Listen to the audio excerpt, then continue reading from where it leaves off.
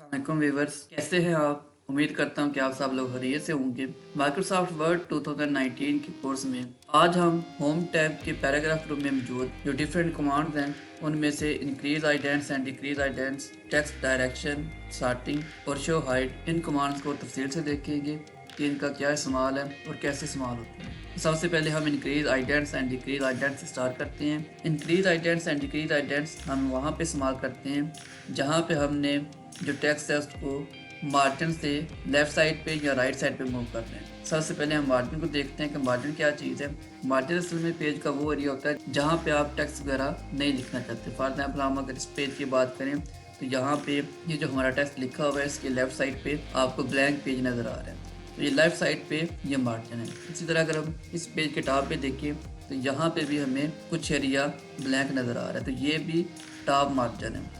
इसी तरह right side पे भी मार्जिन होता है और बॉटम में भी मार्जिन होता है। तो आपको मार्जिन की समझ आ गई कि मार्जिन वो एरिया जहाँ पे आप टेक्स्ट वगैरह नहीं लिखते और मार्जिन के सेंटर में आप टेक्स्ट लिख सकते हैं। अब हम वापस इंक्रीज आइडेंट्स एंड डिक्रीज आइडेंट्स की तरफ आते हैं। तो इंक्रीज आइडेंट्स एंड डिक्रीज आइडेंट्स का मतलब ये है कि अगर आप टेक्स्ट को मार्जिन से राइट साइड पे मूव करना चाहते हैं तो आप इंक्रीज आइडेंट्स इस्तेमाल करेंगे, और अगर आप टेक्स्ट को दोबारा से मार्जिन की तरफ मूव करना चाहते हैं तो फिर आप डिक्रीज आइडेंट इस्तेमाल करेंगे। और इस कमांड को अप्लाई करने के लिए सबसे पहले आपको उस टेक्स्ट को सिलेक्ट करना पड़ता है जिस पे आपने आइडेंट्स अप्लाई करना है। फॉर एग्जाम्पल हम टेक्स्ट को सिलेक्ट करते हैं। सिलेक्ट करने के बाद पैराग्राफ ग्रुप में मौजूद इंक्रीज आइडेंट्स इस पर क्लिक करेंगे तो आप देख सकते हैं कि हमने एक दफ़ा क्लिक किया तो ये जो हमने टेक्स्ट सेलेक्ट किया था ये मार्जिन से थोड़ा आगे मूव हो गया। इसी तरह अगर हम इंक्रीज आइडेंट्स पे दोबारा क्लिक करते हैं तो ये और आगे मूव हो जाएगा। तो इस तरह आप टेक्स्ट को मार्जिन से परे मूव कर सकते हैं। इसी तरह अगर आप टेक्स्ट को मार्जिन की तरफ मूव करना चाहते हैं, मतलब कि जो स्पेसेस आपने इंक्रीज आइडेंट से क्रिएट की हैं उसको रिमूव करना चाहते हैं, तो आप डिक्रीज आइडेंट पे क्लिक करके इन स्पेसेस को रिमूव कर सकते हैं और जो आपका टेक्स्ट होगा वो मार्जिन की तरफ मूव हो जाएगा। तो इंक्रीज आइडेंट्स एंड डिक्रीज आइडेंट का मेन मकसद यही है कि आप टेक्स्ट को मार्जिन से परे गिर सकते हैं या मार्जिन की तरफ भी गिर सकते हैं। इसके बाद जो अगली कमांड है हमारे पास वो टेक्स्ट डायरेक्शन है। टेक्स्ट डायरेक्शन का मतलब ये होता है कि फॉर एग्जाम्पल अगर हम देखें तो उर्दू लिखते हुए पढ़ते हुए हम राइट साइड से स्टार्ट करते हैं, और इंग्लिश की अगर हम बात करें तो इंग्लिश हम लेफ़्ट साइड से स्टार्ट करते हैं। तो यहाँ पे टेक्स्ट डायरेक्शन कमांड इसीलिए इस्तेमाल होती है कि आप टेक्स्ट की डायरेक्शन को चेंज कर सकते हैं। फॉर एग्जाम्पल अगर हम टेक्स्ट को सिलेक्ट करते हैं, सिलेक्ट करने के बाद अगर हम पैराग्राफ ग्रुप में देखें तो यहाँ पे लेफ़्ट राइट टेक्स्ट डायरेक्शन का भी ऑप्शन मौजूद है और right to left text direction का भी ऑप्शन मौजूद है। फॉर एग्जांपल अगर हम राइट टू लेफ़्ट क्लिक करते हैं तो हमारे पास जो टेक्स्ट होगा वो राइट टू लेफ़्ट लिखना स्टार्ट हो जाएगा, और अगर हम लेफ़्ट टू राइट सेलेक्ट करते हैं तो हम टेक्स्ट को लेफ़्ट टू राइट लिख सकते हैं। इस तरह हम टेक्स्ट की डायरेक्शन को चेंज कर सकते हैं। अगर हम लेफ़्ट टू राइट लिखना चाहते हैं तो हम लेफ़्ट टू राइट सेलेक्ट करेंगे, और अगर हम राइट टू लेफ़्ट लिखना चाहते हैं तो हम राइट टू लेफ़्ट सेलेक्ट करेंगे। तो इस तरह आप टेक्स्ट डायरेक्शन को इस्तेमाल कर सकते हैं। इसके बाद हमारे पास अगला ऑप्शन है सॉर्टिंग का। सॉर्टिंग कमांड को यूज़ करने के लिए हम इस टेबल को इस्तेमाल करेंगे।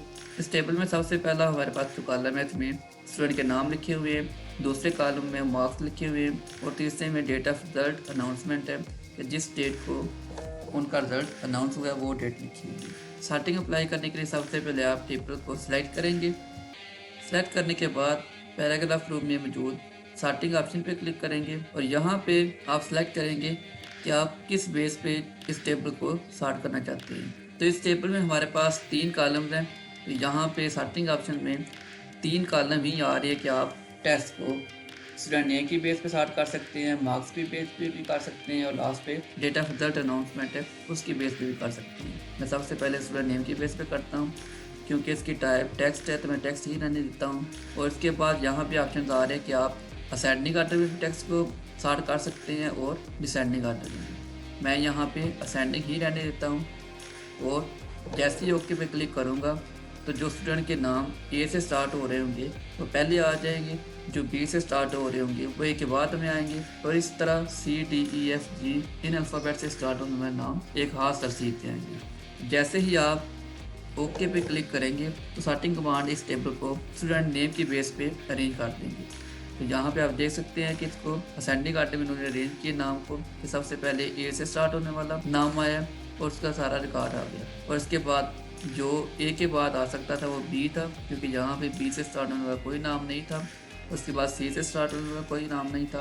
डी से दानिश स्टार्ट हो रहा था तो वो आ गया। इसके बाद ई एफ से स्टार्ट होने वाला कोई नाम नहीं था, जहाँ पे एच से स्टार्ट होने वाला जो नाम है वो आ गया। दूसरा जो ऑप्शन है हमारे पास नंबर्स का, हम उसको देखते हैं। स्टार्टिंग में क्लिक किया और यहाँ से हम स्टूडेंट नेम की बजाय मार्क्स सेलेक्ट करते हैं और यहाँ पे ऑटोमेटिक देख सकते हैं टाइप, इसके नंबर आ गई है। तो यहाँ पे असेंडिंग ही रहने देते हैं और ओके पे प्रेस करेंगे तो अब हमारे पास जो अरेंजमेंट होगी वो मार्क्स की बेस पे होगी। यहाँ पे असेंडिंग आर्डर में आप देख सकते हैं सबसे जो कम नंबर हैं वो सबसे टॉप पे आ गए हैं और सबसे ज़्यादा जो नंबर हैं वो बॉटम में आ गए हैं। इसके अलावा हमारे पास जो तीसरा ऑप्शन है वो डेट की बेस पे है। तो यहाँ पे हम टेबल को सेलेक्ट करने के बाद दोबारा से स्टार्टिंग ऑप्शन पे क्लिक करेंगे और उसके बाद जो तीसरा कॉलम है डेट ऑफ रिजल्ट, इसको सेलेक्ट करेंगे तो ऑटोमेटिक यहाँ पे आप देख सकते हैं डेट आ गई है।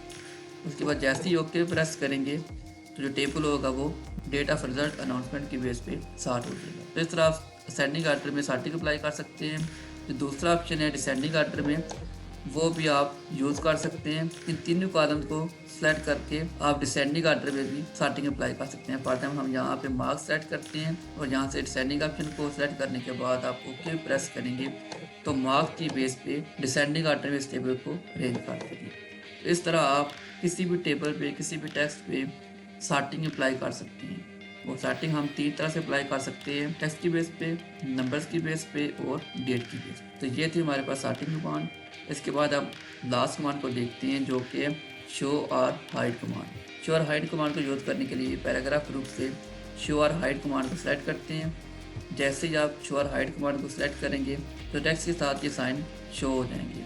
ये ऐसे साइन होती हैं जो कि प्रिंटेबल नहीं होती, मतलब जब आप टेक्स्ट को प्रिंट करते हैं तो उसके साथ ये साइन प्रिंट नहीं होती। लेकिन इनसे हमें ये पता चलता है कि हमने पेज में या डॉक्यूमेंट में कहाँ कहाँ पे हमने एंटर की यूज़ की है, कहाँ पे स्पेस की यूज़ की है और कहाँ पे टैब की प्रेस की है। फॉर एग्जाम्पल ये साइन शो कर रहा है कि हमने यहाँ पे एंटर की इस्तेमाल की है।